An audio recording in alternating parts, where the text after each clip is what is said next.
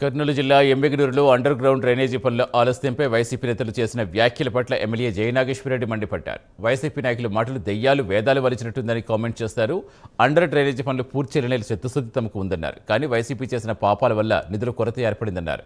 గత ఎమ్మెల్యే 3 నెలల్లో పనులు పూర్తి చేస్తామని చెప్పారని, కానీ అప్పటి ఆర్థిక మంత్రి బుగ్గన్ నిధులు ఇవ్వమని కోరితే ₹1 కూడా ఇవ్వలేదన్నారు ఎమ్మెల్యే జయనాగేశ్వరరెడ్డి.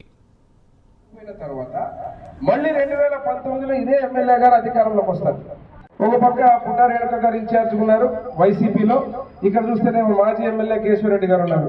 వాళ్ళ ఆంతర్యం ఏమంటే ఇప్పుడు చెప్పడం, మీరు ఎంక్వైరీ కమిషన్ వేయాలంటున్నారు.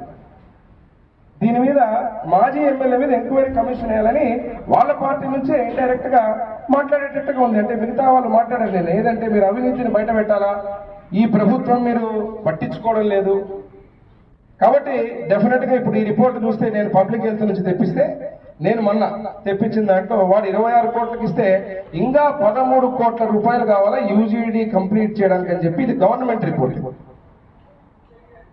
అంటే ఎక్కడికి పోయినాయి డబ్బులు? కాబట్టి ఇప్పుడు మీరు అన్నట్టుగానే మీ కోరిక మేరకు ఇప్పుడు నేనేం ఆలోచిస్తున్నానంటే, డెఫినెట్ గా దీంట్లో ఏం జరిగిందో ఎంక్వైరీ కమిషన్ వేపిస్తాం.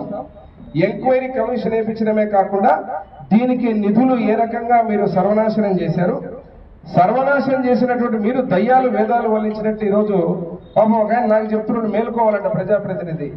ఏం మేలుకోవాలి? ఏది మేలుకోవాలి?